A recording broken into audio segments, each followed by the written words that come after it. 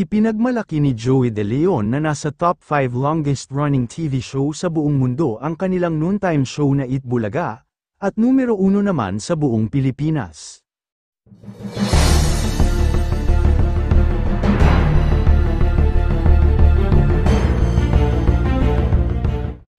The top 5 longest-running TV shows in the world, ani Joey sa caption ng kanyang Instagram post kung saan makikita ang isang larawan na kuha niya sa flat-screen TV ng pinapanood niyang programa. Batay sa datos, 45 taon nang umeere ang Eat Bulaga, at ang nangunguna naman ay isang soap opera mula sa United States. Umani naman ito ng iba't ibang reaksyon at komento mula sa netizens. Yung tuwang-tuwa ang iba dahil napataob daw nila ang EB sa rating, to think na sangkatutak ang channel na meron sila, mga aligaga, pero ang EB chill lang, wala nang dapat patunayan, kanila ang ratings, pero sa EB ang longest-running variety show at mahal ng masa, mapamatanda o bata, EB The Barkads forever.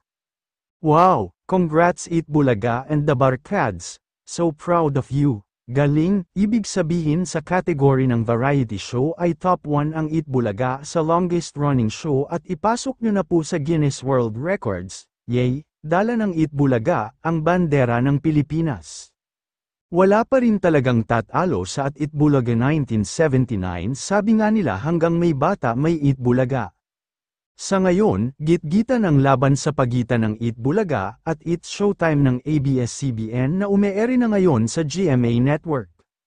Samantala, sa labanan naman ng TV ratings ng dalawang noontime show, noong April 11, 2024, Thursday, ay nangunguna pa din ang It's Showtime na nakapagtala ng 8%, habang ang Eat Bulaga naman ay nakakuha ng 4.3%.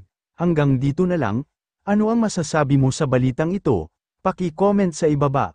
Huwag din kakalimutang mag-subscribe at i-click ang notification bell para lagi kang updated pag may bago tayong upload. Salamat!